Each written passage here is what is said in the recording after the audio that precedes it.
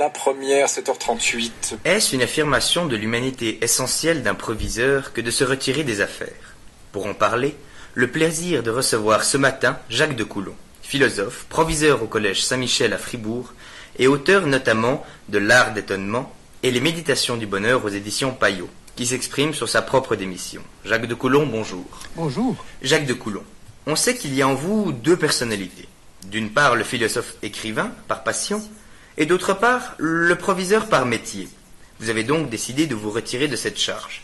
Ça ne désacralise pas la fonction que de se retirer du provisorat? Écoutez, je ne crois pas que ça désacralise la fonction. Moi, je vois surtout une décision éminemment philosophique, puisque vous m'avez cité comme philosophe, une décision de sagesse et de liberté qui, au contraire, à mon avis, témoigne de la grandeur de la fonction, parce qu'il se rend compte, vieillissant, qu'il n'est plus apte à tout assumer dans cette fonction. J'ai envie de dire, par respect, par sagesse aussi envers lui-même, l'homme est toujours plus que sa fonction, et il montre par là sa liberté intérieure de démissionner, de faire autre chose. C'est un acte de rupture? Certains diront un acte de modernité? C'est un acte de rupture, certainement. Un acte de modernité, certainement, puisque il montre effectivement qu'il n'y a pas cette liaison indéfectible entre l'homme et sa fonction.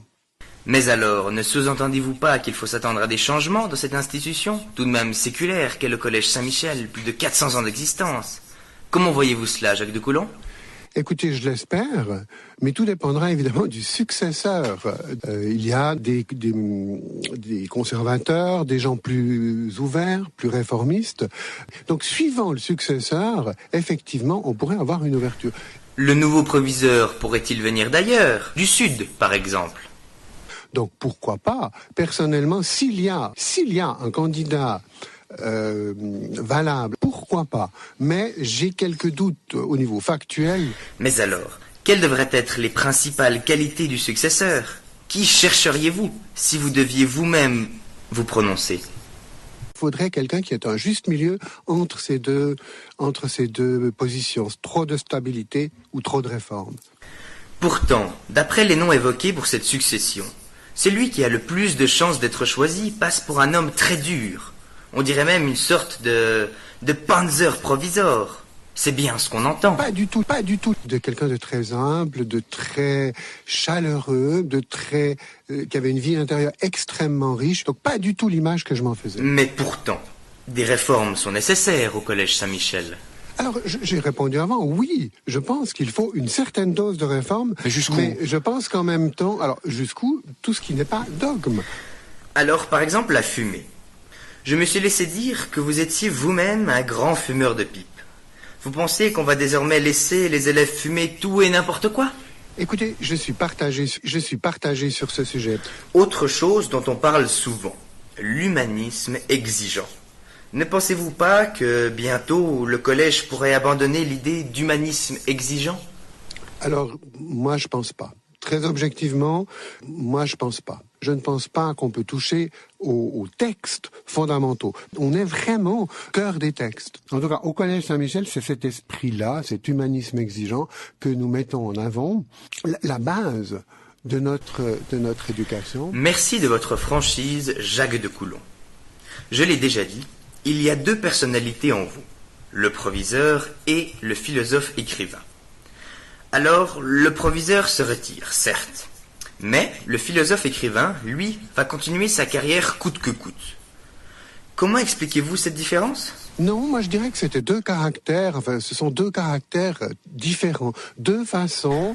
Vous voulez dire, le philosophe écrivain va poursuivre son œuvre jusqu'à la mort, à la manière d'un Jean-Paul II, par exemple? Jean-Paul II a montré, si vous voulez, son chemin de croix. Il était admirable dans sa souffrance, mais dans un certain sens, c'était dur, c'était assez pénible. Je ne sais pas si vous vous souvenez de le voir à la télévision.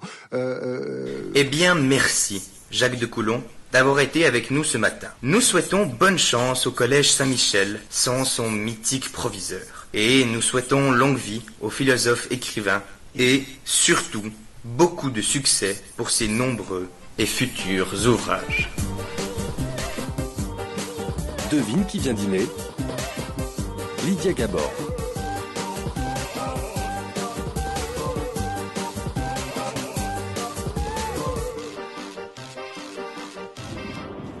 Bonsoir et bienvenue à vous. Notre invité est philosophe, chroniqueur au journal La Liberté, c'est toujours d'actualité, ça ? C'est toujours d'actualité. Et écrivain. Il signe un ouvrage très complet. Jacques de Coulon, bonsoir. Bonsoir. Vous avez dévoré les enfants du veau d'or ? Vous allez adorer les envies du Seigneur. Je pense qu'aujourd'hui, on a besoin, je ne suis pas bernois, mais je le dis, d'un éloge de la lenteur. De prendre le temps par cet itinéraire, le sens d'un... dire à un moment donné, stop.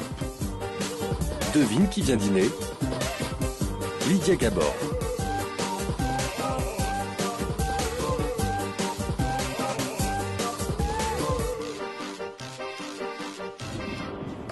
Bonsoir et bienvenue à vous. Notre invité est philosophe, chroniqueur au journal La Liberté, c'est toujours d'actualité, ça ? C'est toujours d'actualité. Et écrivain. Il signe un ouvrage très complet. Jacques de Coulon, bonsoir. Bonsoir. Au moment de l'affaire UBS, vous aviez apprécié le petit cahier d'exercices anti-crise. L'âge aidant, vous allez vous jeter sur le petit cahier d'exercices anti-rides.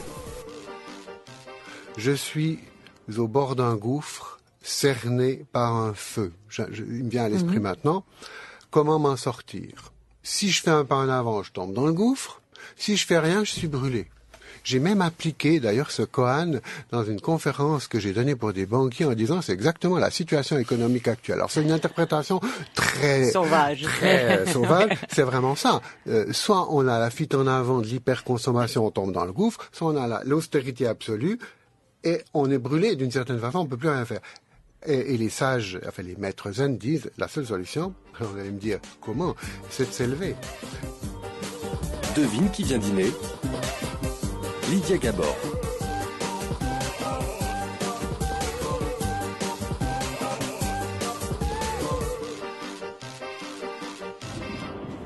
Bonsoir et bienvenue à vous. Notre invité est philosophe, chroniqueur au journal La Liberté, c'est toujours d'actualité, ça ? C'est toujours d'actualité. Et écrivain. Il signe un ouvrage très complet. Jacques de Coulon, bonsoir. Bonsoir. Mesdames, lorsque vous étiez jeunes et belles, vous restiez zen en lisant La philosophie pour vivre heureux, graines de sagesse à cultiver. Maintenant, ne manquez pas de suivre les conseils du vieux Jacques dans La philosophie pour devenir vieux, graines de vieillesse à cultiver. Dans le Sahara, couché sous un ciel étoilé, où tout à coup, j'ai vraiment senti physiquement que ce ciel étoilé, c'était ma voûte crânienne. Et puis la terre, c'est une expérience d'élargissement de la conscience. Vous aviez rien fumé, rien bu ? Rien fumé, rien bu. C'est difficile de boire beaucoup de choses dans le Sahara, vous savez. Devine qui vient dîner. Lydia Gabor.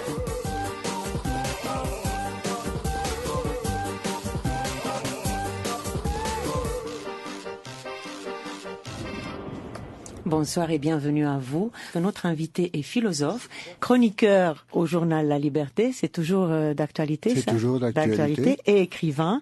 Il signe un ouvrage très complet. Jacques de Coulon, bonsoir. Bonsoir. Lorsque vous éduquiez vos enfants, vous suiviez les conseils de Jacques de Coulon et Micheline Flack, des enfants qui réussissent.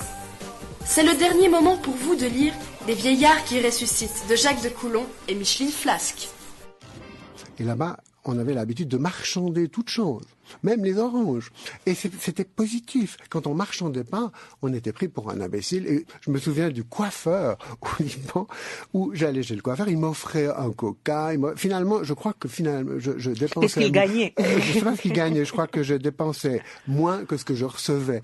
Alors, lorsque je suis rentré en Suisse, d'ailleurs, à la laiterie, par exemple... Vous vouliez faire les prix, vous vouliez marchander. Et on me regardait d'un air vraiment extrêmement étonné. Devine qui vient dîner. Lydia Gabor.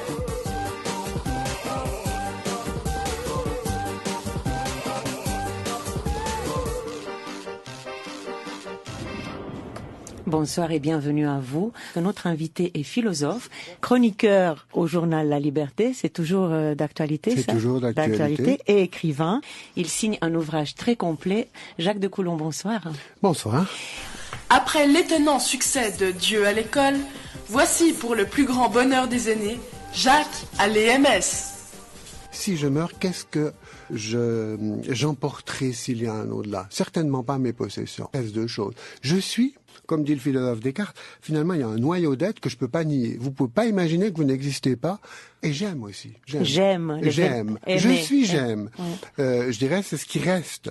Toutes mes possessions, tous mes titres, proviseurs ou autres, ça c'est balayé, c'est pas important. C'est vraiment ce noyau d'être et d'amour. Moralité. Les élèves Les professeurs et tout le personnel du Collège Saint-Michel disent un vibrant merci au professeur, au proviseur et au recteur Jacques de Coulon pour tout ce qu'il a donné à Saint-Michel durant de nombreuses années. Nous lui souhaitons une longue vie et au sein de sa famille, avec ses amis, une paisible, heureuse mais aussi active retraite.